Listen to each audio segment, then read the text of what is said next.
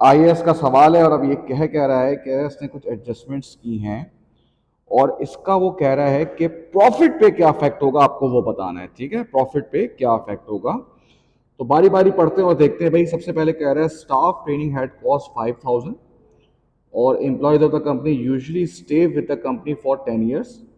The accountant had decided to charge 500 to expense training each year for 10 years. Basically इसने क्या कर दिया, इसने स्टाफ की ट्रेनिंग कॉस्ट को कैपिटलाइज कर दिया। जैसे आप डेप्रिसिएशन करते हैं ना, नॉन करेंट एसेट को कैपिटलाइज करते हैं, ये इसने स्टाफ ट्रेनिंग कॉस्ट को कैपिटलाइज कर दिया, जो कि बिल्कुल गलत किया।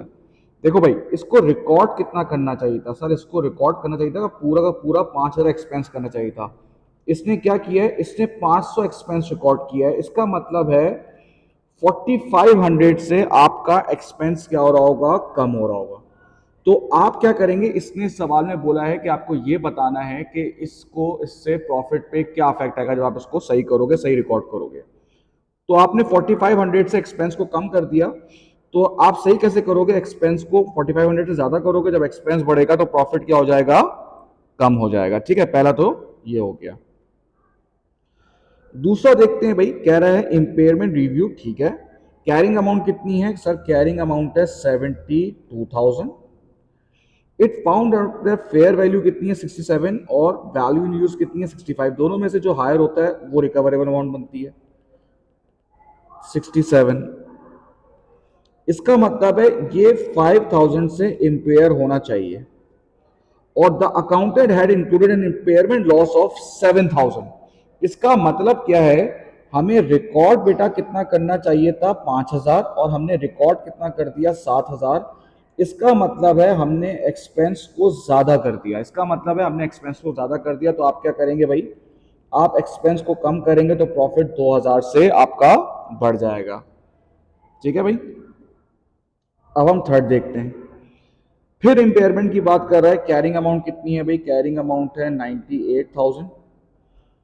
It found out that the fair value 81,000 है और वैल्यू इन यूज है 102,000 है। Accountant included impairment loss. चलो पहले तो हम देखते हैं रिकवरेबल अमाउंट, जो इन दोनों में से जो हाईएस्ट होती है उसको लेते हैं 102।